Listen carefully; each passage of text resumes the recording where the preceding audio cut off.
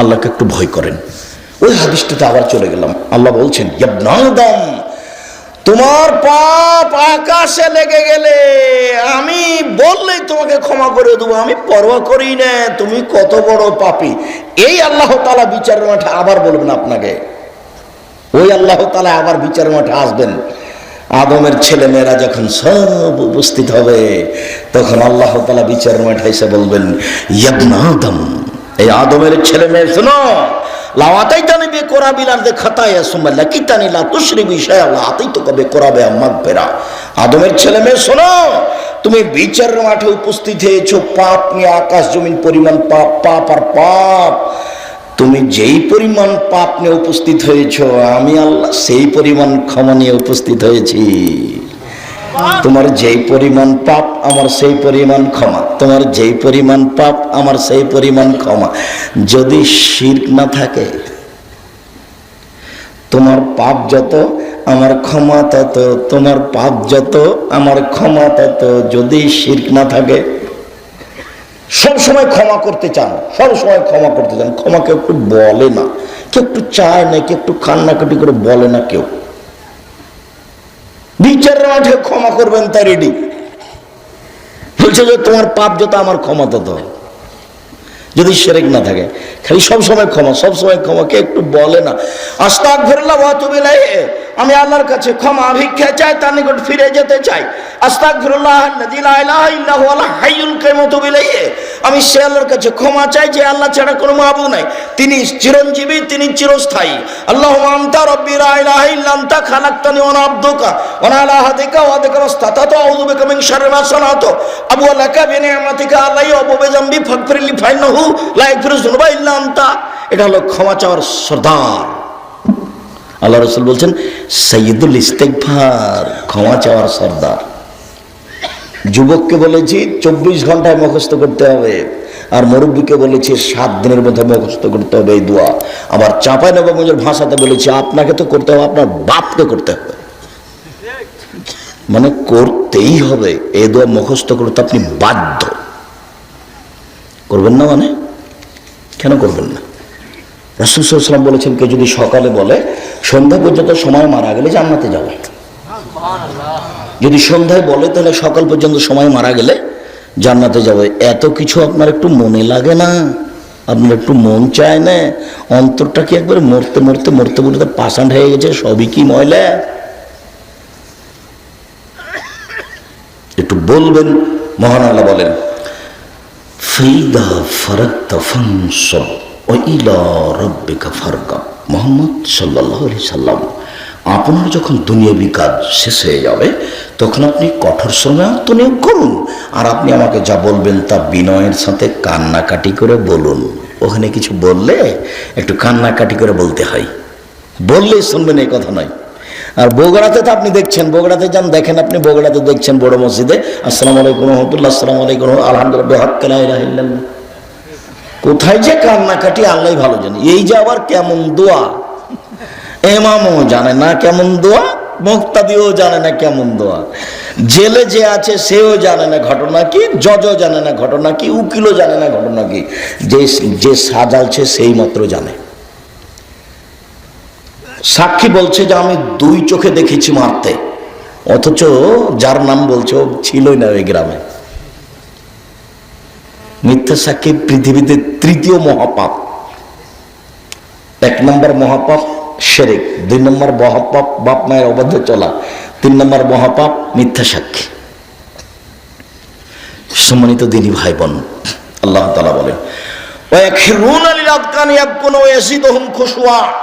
পৃথিবীতে হাজারো লক্ষ কোটি মানুষ আল্লাহর ভয়ে কেঁদে মাটিতে লুটিয়ে পড়ে, আর তাদের কান্নার শব্দ তাদের ভীতিকে আরো বেশি করে দেয়। কান্নাকাটি। আবু বকর সিদ্দিক রাদিয়াল্লাহু তাআলা আল্লাহু আকবার বললে কান্নাকাটি। আবু বকর সিদ্দিক রাদিয়াল্লাহু এমন কান্নাকাটি করতেন যে পাড়ার ছেলে মেয়েরা হুমড়ি খেয়ে পড়তে, এরকম করে করছে লোকটা, অবাক। যার জন্য মুশরিকরা বলেছিল আবু বকর সিদ্দিক এইভাবে মসজিদে সালাত আদায় করতে কান্নাকাটি থেকে নিষেধ করেন, নইলে আমরা তাকে বের করে দেবো। বুখারীর হাদিস এসেছে। ওইভাবে কান্নাকাটি করে, সবাই খালি দেখতে যাই, হুমড়ি খেয়ে পড়ে সবাই। যে এরকম কেন করছে লোকটা, আল্লাহ আকবর বললি কান্নাকাটির শেষ নেই। আর আপনার একটু চোখের পানি আসে না, অথচ কত বদনাম, কত গীবত, কত পাপ, কত সমস্যা ভর্তি আছে, তবে একটু চোখের পানি আসে না। আল্লাহ বলছেন হাজারো পুরুষ নারী কেঁদে মাটিতে লুটিয়ে পড়ে, কাঁদতে কাঁদতে কাঁদতে কাঁদতে সিজদায় চলে যায়। তার মানে কেঁদে মাটিতে লুটিয়ে পড়ে, আর তার শব্দটা যখন কানে যায়, তার নিজের কানে, তখন তার মনের ভিতরের ভীতিটা আরো কি হয়ে যায়, বেশি হয়ে যায়, বৃদ্ধি পায়। আপনি একদিনও কাঁদেন না, এর কথা, এর অর্থ এই নয় যে কেউ কাঁদে না। একটু টাকা খরচ করে, লাখখানেক টাকা খরচ করে উমরা করতে যেয়ে দেখে আসেন মক্কা কাবা ঘরে একজন কাঁদতে কাঁদতে উল্টে পড়ে গেছে, দেখতে পাবেন, চিৎকার করে কেঁদে উঠেছে। আপনার এমনি দিন কাটছে, আল্লাহ রহম করো। ইবনে আব্বাস রাদিয়াল্লাহু তাআলা আনহু বলেন, রাসূল সাল্লাল্লাহু আলাইহি সাল্লাম বলেছেন, আইনানে লা তামাসসুহুমান নার, দুই শ্রেণীর চক্ষু, দুই শ্রেণীর মানুষ, ওদেরকে জাহান্নাম স্পর্শ করবে না, ওরা জাহান্নামে যাবে না। এক, আইনুন বাকাত মিন খাশিয়াতিল্লাহ, ওই চক্ষু, ওই মানুষ যে আল্লাহর ভয়ে কাঁদে, ও জাহান্নামে যাবে না। দুই, হারাসাত ফি সাবিলিল্লাহ, ওই চক্ষু, ওই মানুষ যে আল্লাহর রাস্তায় পাহারা দেয়, দিনের পথে থাকে, ও জাহান্নামে যাবে না। আবু হুরায়রা রাদিয়াল্লাহু তাআলা আনহু বলেন, রাসূল সাল্লাল্লাহু আলাইহি ওয়াসাল্লাম বলেছেন, লা ইয়ালিজার রাজুলুন নার বাকা মিন খাশিয়াতিল্লাহ হাত্তা ইয়ালিজাল লাবানু ফিদ দার'i। গাভীর ওলান থেকে চাপ দিয়ে দুধ বের করে ভিতরে ঢোকানো যায় না, যেমন আল্লাহর ভয়ে কাঁদে যে সে জাহান্নামে যাবে না, তেমন গাভীর বাঁট থেকে, বাঁট বুঝেন, দুধ বের করে আবার ঢোকাতে পারবেন? এইটা অসম্ভব। তো আল্লাহর নবী মুহাম্মদ সাল্লাল্লাহু আলাইহি সাল্লাম বলছেন যে কাঁদে আল্লাহর ভয়ে, ওর জাহান্নামে যাওয়া এরকমই অসম্ভব, মানে ও জান্নাতে যাবেই, ও জান্নাতে যাবেই।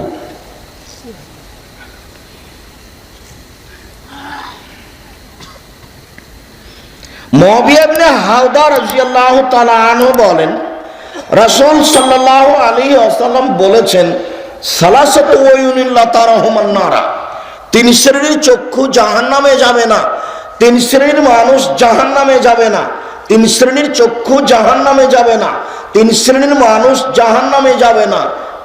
এক, বাকাত মিন খাশিয়াতিল্লাহ, ওই চক্ষু, ওই মানুষ যে আল্লাহর ভয়ে কাঁদে, ও জাহান্নামে যাবে না। দুই, হারাসাত ফি সাবিলিল্লাহ, ওই চক্ষু, ওই মানুষ যে আল্লাহর রাস্তায় পাহারা দেয়। তিন, গাজাতান মাহারিমিল্লাহ, ওই চক্ষু, ওই মানুষ যে বেগানা নারীকে দেখে চক্ষু নিচু করে, অপর নারীকে দেখে চক্ষু নিচু করে, যে সে জান্নাতে যাবেই যাবে।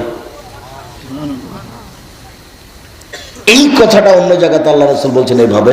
উবাদা ইবনে সামিত রাদিয়াল্লাহু তাআলা আনহু বলেন, রাসূল সাল্লাল্লাহু আলাইহি সাল্লাম বলেন, ইজমানু লি সিত্তান মিন আনফুসিকুম আদমু লাকুমুল জান্নাহ, এই পৃথিবীর মানুষ, তোমরা 6টা কাজ করো, আমি তোমাদেরকে জান্নাতে নিয়ে যাওয়ার জন্য জিম্মেদারি নিলাম।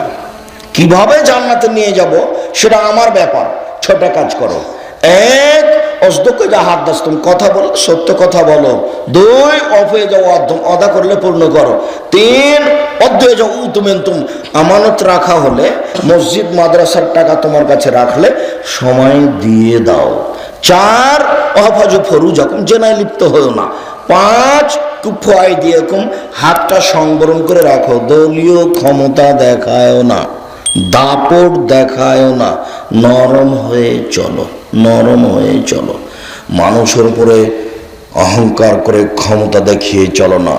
দলীয় ক্ষমতা বলছে তুই বের হয়, তখন বলছো তুইও বের হয় না, তোকে আমি দেখে নিচ্ছি, মানে দুইজনই মানুষ না, দুইজনই পশু, হায়ানার মতো।